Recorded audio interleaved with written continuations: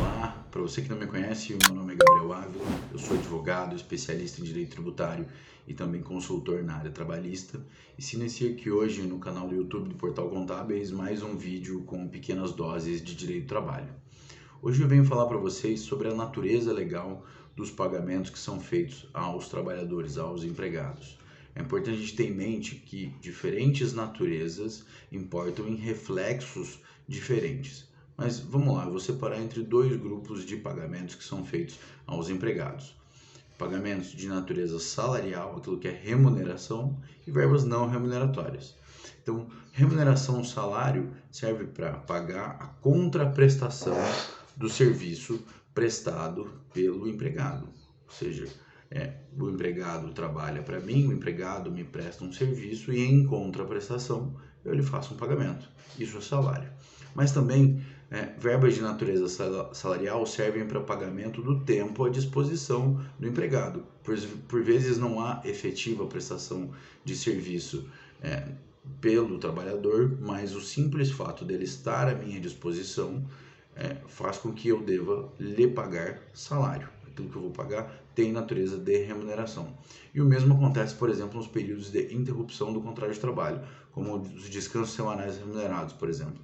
São descansos onde o trabalhador não está à minha disposição, mas eu faço um pagamento para ele, porque isso está previsto em lei, há todo um regramento sobre a matéria e aquilo tem sim natureza salarial.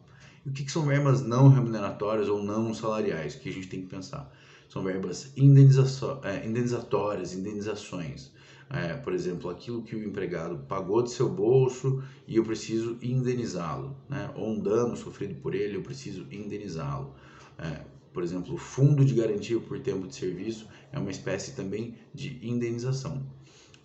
Instrumentais, né? Verbas que servem como ajuda de custo. Então, diárias para viagem, um auxílio, home office para que ele possa prestar serviços. Então, são coisas instrumentais que possibilitam aquela efetiva prestação de serviço.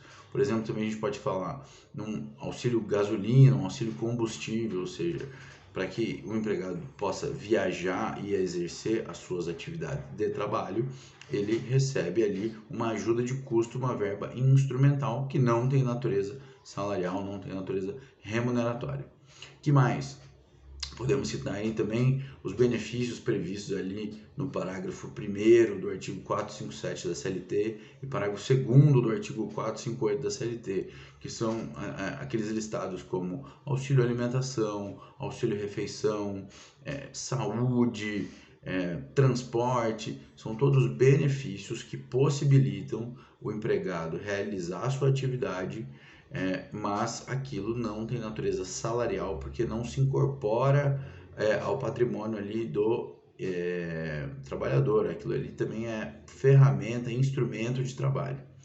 E por último, aqui, o que a gente pode citar são liberalidades, né? Então, por exemplo, premiações, aquele empregado que realizou um trabalho extraordinário, acima do esperado, e o empregador vai lá e ele paga uma premiação de final de ano ou por ter tido um desempenho específico ali numa determinada campanha e ganhou um prêmio.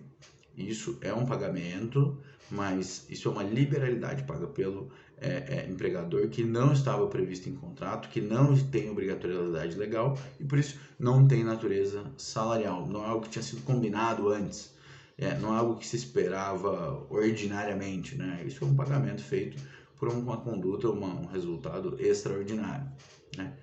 Então, o que a gente tem que ter em mente? Que existem diferentes reflexos para verbas de diferentes naturezas. Então, o primeiro reflexo, contribuições previdenciárias, o recolhimento feito para o INSS, tanto pelo empregado com uma alíquota menor, quanto pelo empregador, né? Então, fica em torno ali de 20% a 22% para o empregador e 11% para o empregado. Então, contribuições previdenciárias incidem única e exclusivamente sobre aquilo que é considerado salário, aquilo que é considerado remuneração. Então, essas ajudas de custo, premiações, benefícios, indenizações não entram na base de cálculo de contribuições previdenciárias. Segundo item, imposto de renda. Então, incide sobre a renda, sobre proventos de qualquer natureza, mas tem como fato gerador a aquisição de disponibilidade econômica ou jurídica da renda. O que isso significa? Se aquele dinheiro se incorpora ao patrimônio do trabalhador, do empregado. E imposto de renda se paga sobre salário, sim, mas também sobre premiações. Premiações eu disse para vocês que não é salário, é uma verba não remuneratória, mas sim, aquele valor entra no bolso do trabalhador, entra no bolso do empregado, se incorpora ao seu patrimônio. Então, sim, o empregador tem que recolher o imposto de renda retido na fonte do seu empregado. Então, se o seu empregado recebe R$1.000 de salário e vai receber R$100 de premiação, você vai ter que somar o 1.000 ao 100, 1.100, e sobre essa quantia fazer o cálculo do imposto de renda retido na fonte. Lógico, a gente sabe que hoje 1.100 não é um valor tributado por conta de isenção de uma tabela progressiva, mas é um exemplo hipotético que eu estou dando aqui para vocês poderem entender que é preciso somar o valor da premiação ao valor do salário e a partir disso calcular o imposto de renda. E o terceiro tipo de reflexo são reflexos trabalhistas.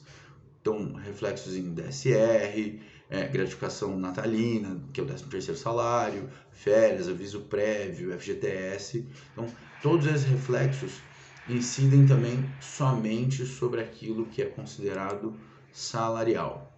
A premiação tem esse tipo de reflexo trabalhista? Via de regra, não. Via de regra, a menos que haja alguma declaração no judiciário de que houve fraude ou coisa do gênero, não.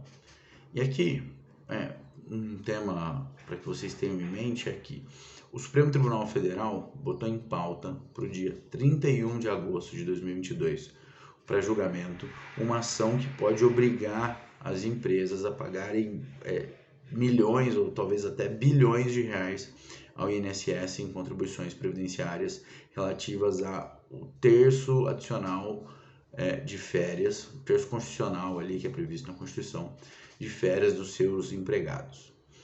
Vamos recapitular o que aconteceu aqui no passado no Poder Judiciário para vocês poderem entender o porquê que isso é tão relevante.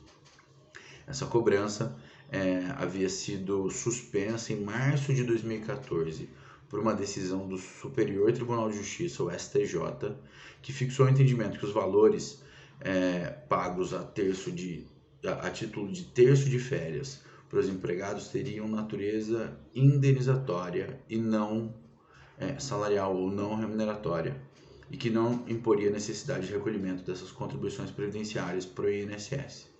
Mas em agosto de 2020, o STF julgou um recurso extraordinário, né, que é o último recurso possível ali dentro da cadeia, com repercussão geral, ou seja, aplicável a todos os outros processos e pessoas,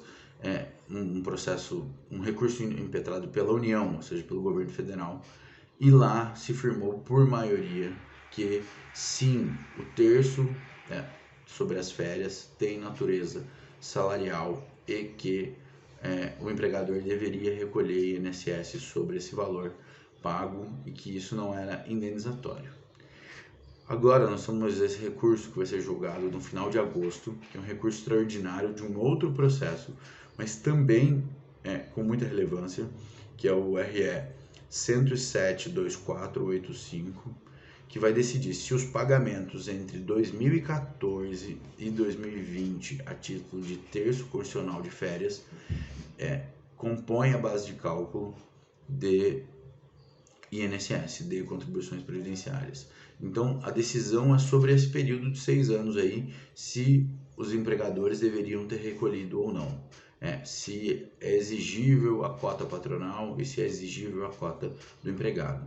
Então, esse é um processo para a gente ficar muito atento, porque ali vai se decidir em modular efeitos ou não dessa decisão ali de 2020, né? A decisão que disse que o terço constitucional de férias tem natureza salarial, tem natureza remuneratória, e com isso tem os reflexos trabalhistas, de imposto de renda e contribuição previdenciária, mas a gente ficou aí num período de 6 anos sem nenhuma definição. Isso será definido agora no final de agosto. Então, fiquem atentos a esse processo, fiquem atentos a essa decisão, que isso pode impactar de maneira muito significativa vocês, contadores e especificamente os empregadores. Então, se tiverem dúvidas, se tiverem perguntas, deixem aqui embaixo e muito obrigado.